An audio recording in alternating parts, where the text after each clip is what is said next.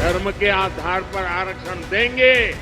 अगर दलितों का, आदिवासियों का आरक्षण कट करना पड़े तो करेंगे। पूरे देश में लागू करने की योजना बनाई। इन लोगों ने धर्म के आधार पर 15% आरक्षण की बात कही।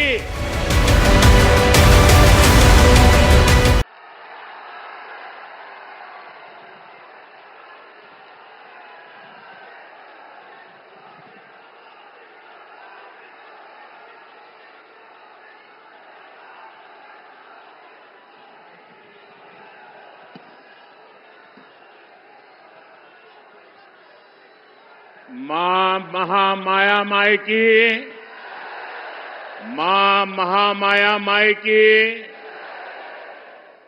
हमर बहनी भाई दद्दा और जम्मू संगवारी मल्ला मोर जय जोहार। भाजपा ने जब मुझे प्रधानमंत्री पद का उम्मीदवार बनाया था, तब अंबिकापुर में ही आपने लाल किला बनाया था।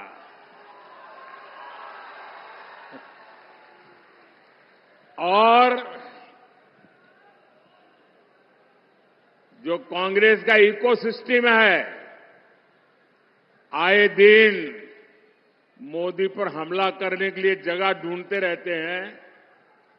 उस पूरी टोली ने उस समय मुझ पर बहुत हमला बोल दिया था कि ये लाल किला कैसे बनाया जा सकता है, अभी तो प्रधानमंत्री का चुनाव बाकी है और ये लाल किले का दृश्य बना करके वहां से सभा कर रहे, कैसा करते, यानी तूफान मचा दिया था। बात का बवंडर बना दिया था। लेकिन आपकी सोच से वही मोदी लाल किले पर पहुंचा और राष्ट्र के नाम संदेश दिया। और आज अंबिकापुर ये क्षेत्र फिर वही आशीर्वाद दे रहा है। फिर एक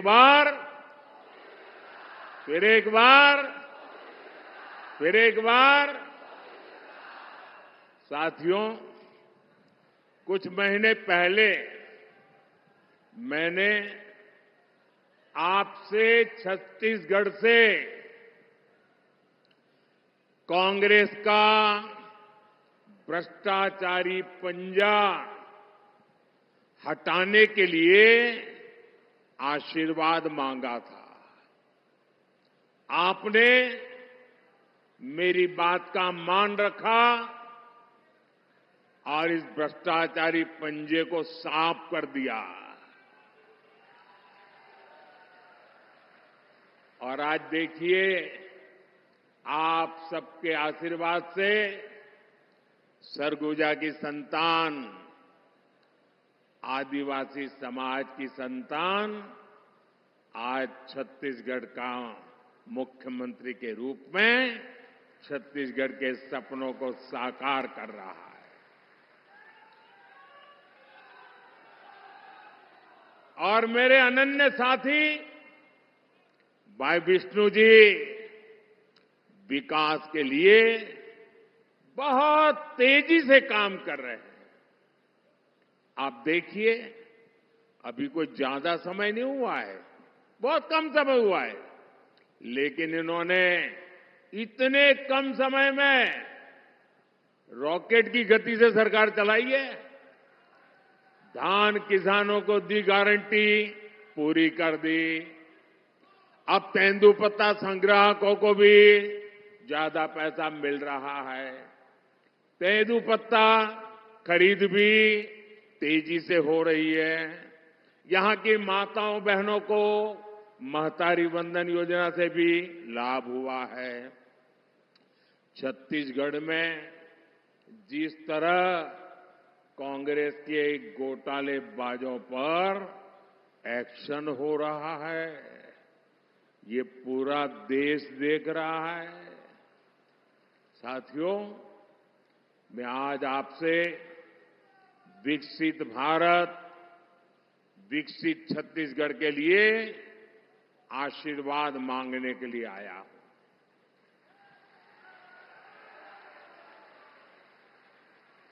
जब मैं विकसित भारत कहता हूं तो कांग्रेस वालों का और दुनिया में बैठी कुछ ताकतों का माथा गर्म हो जाता है। अगर भारत शक्तिशाली हो गया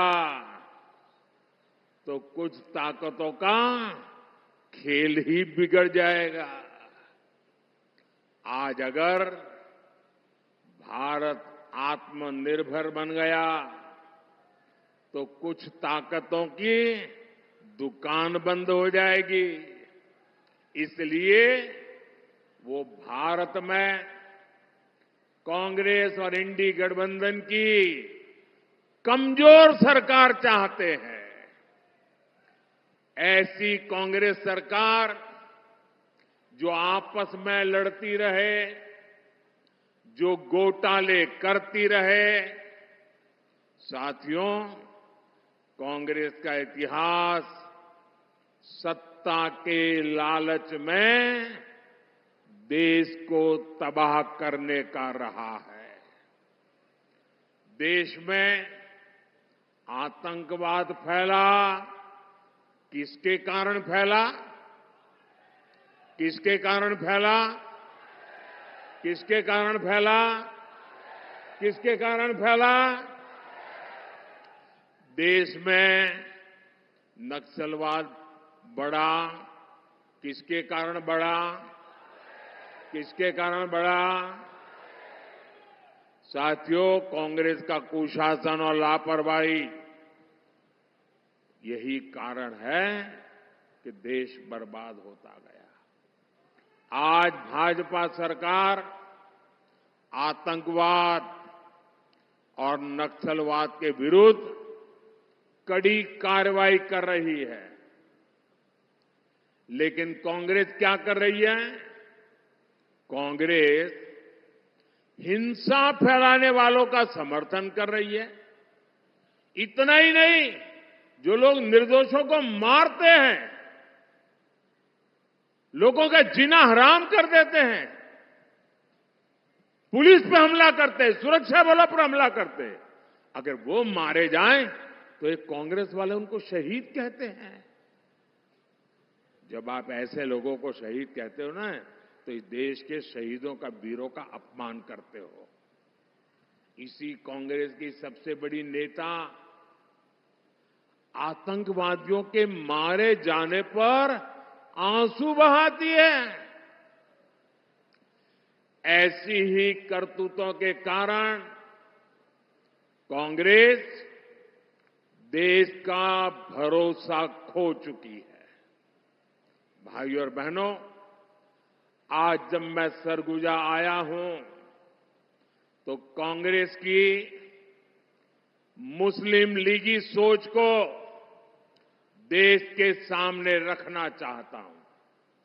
और जब उनका मैनिफेस्टो आया, उसी दिन मैंने कह दिया था, आज नहीं कह रहा हूं, उसी दिन कहा था कि कांग्रेस का मैनिफेस्टो पर मुस्लिम लीग की छाप है।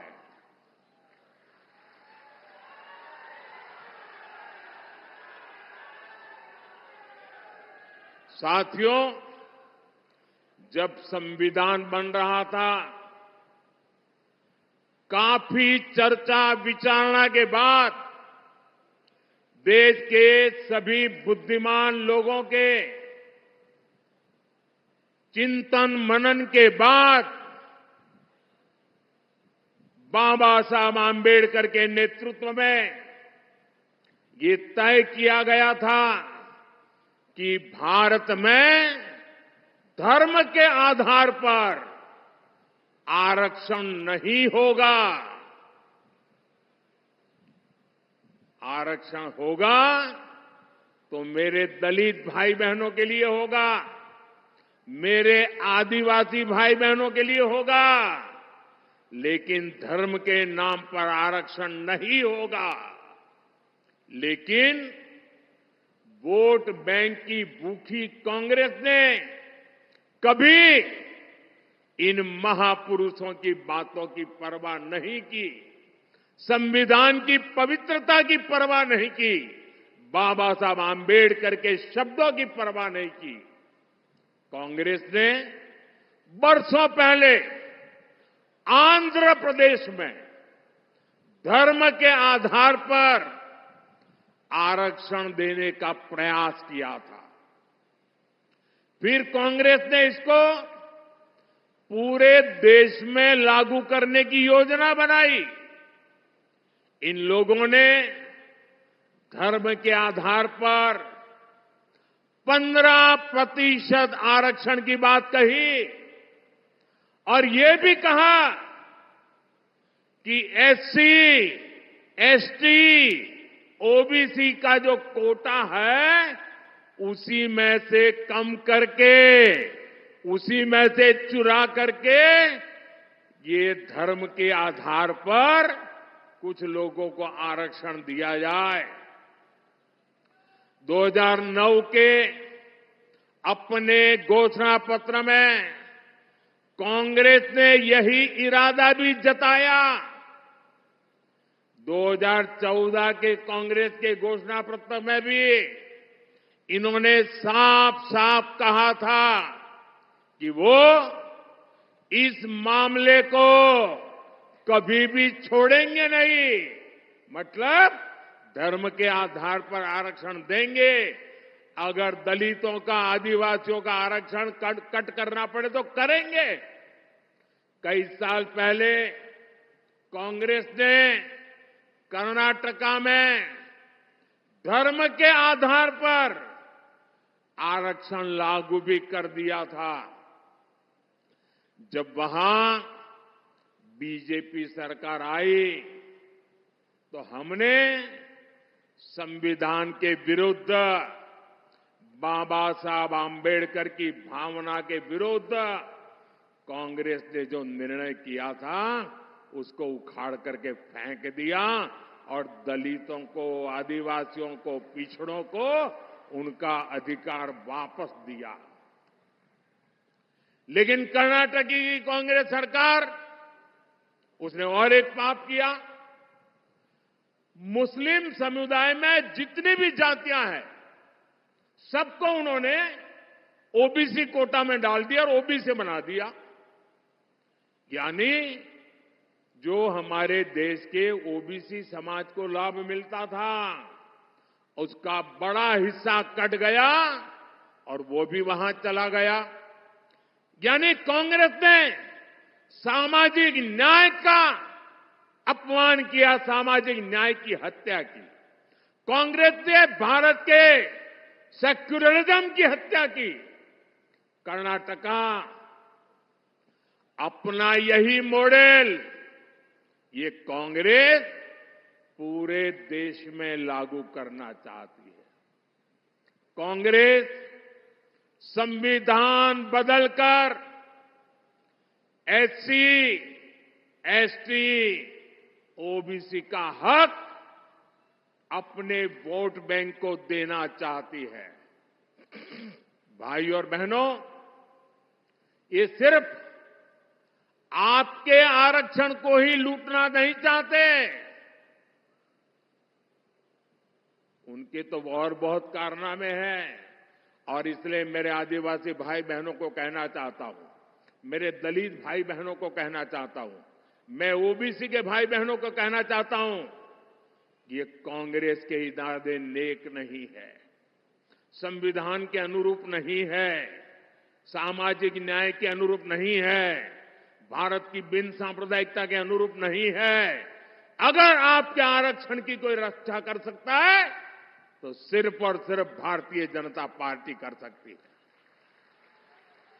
और इसलिए आप भारतीय जनता पार्टी को भारी समर्थन दीजिए ताकि कांग्रेस की एक न चले, किसी राज्य में भी वो कोई हरकत न कर सके, इतनी ताकत आप मुझे दीजिए ताकि मैं आपकी रक्षा कर सकूं।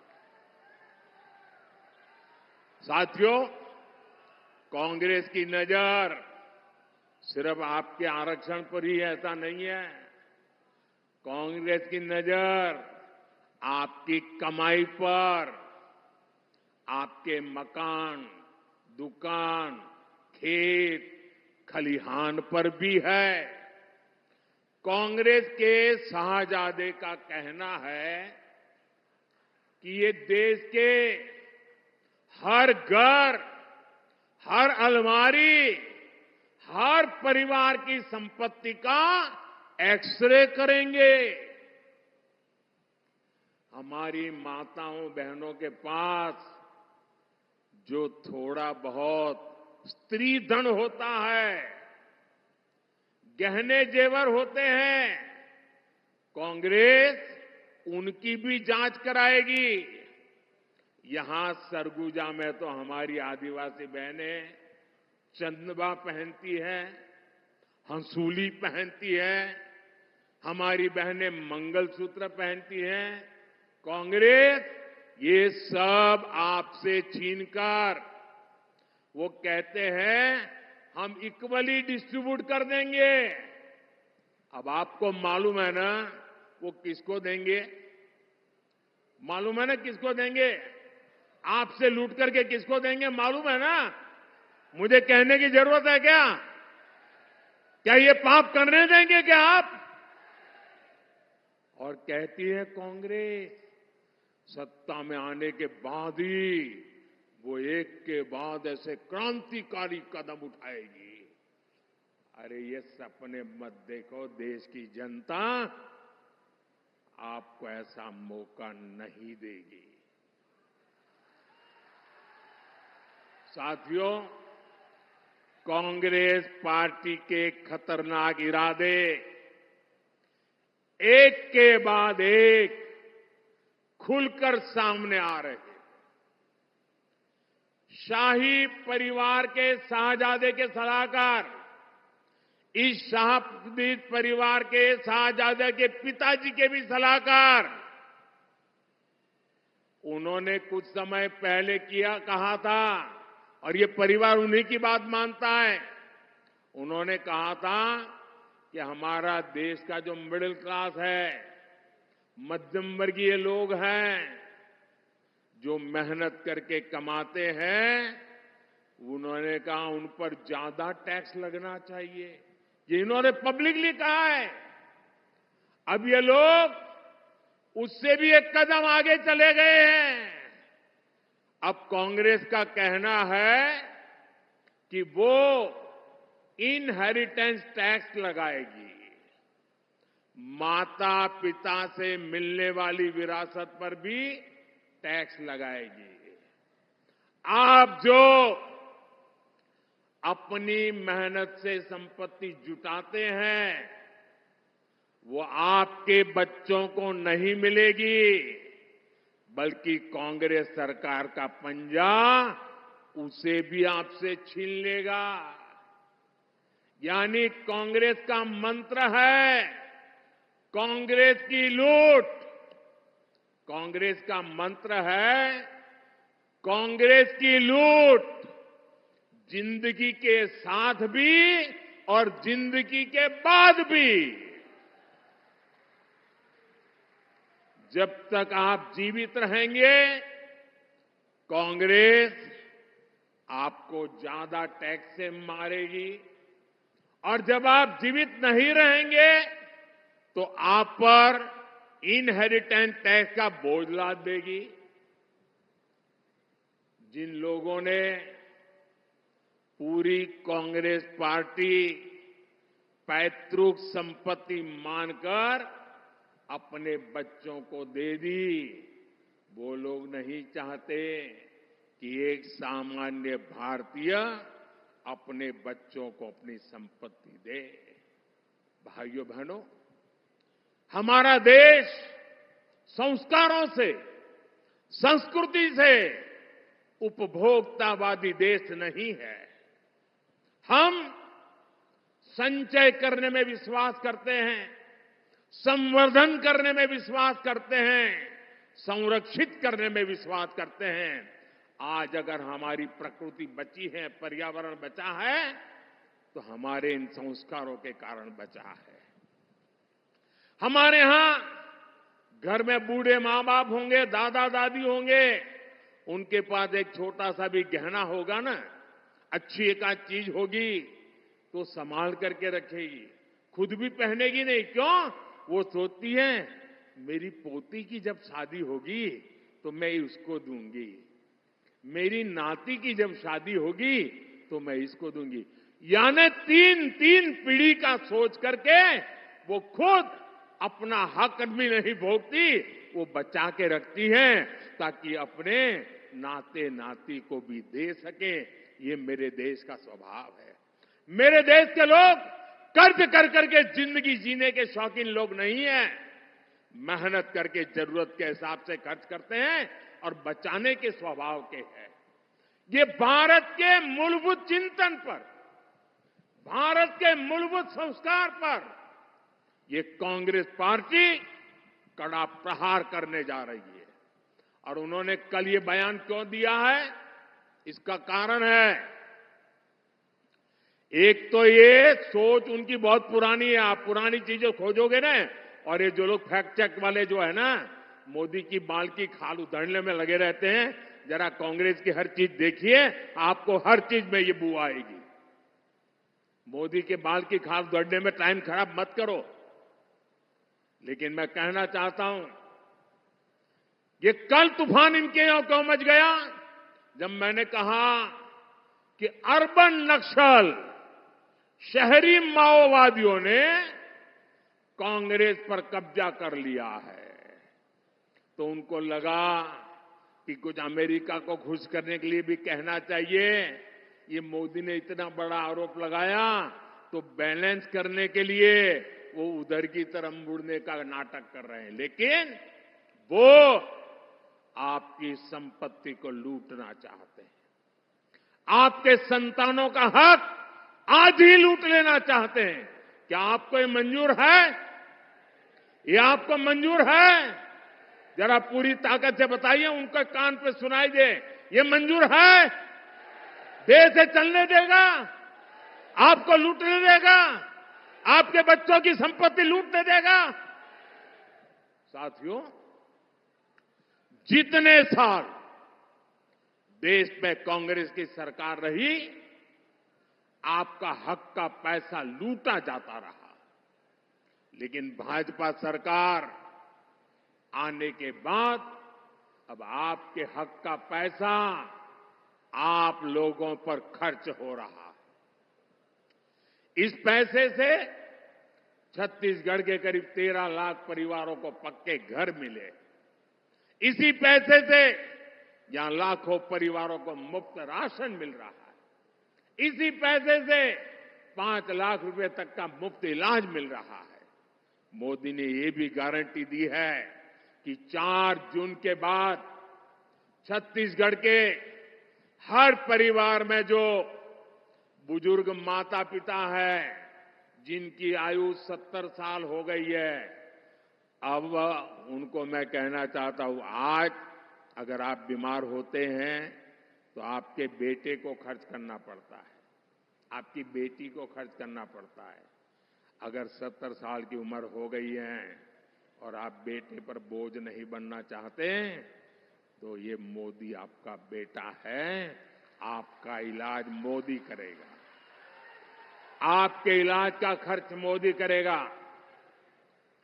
सरगुजा के ही करीब 1 लाख किसानों के बैंक खाते में किसान निधि के 225 करोड़ रुपए जमा हो चुके हैं और ये आगे भी होते रहेंगे।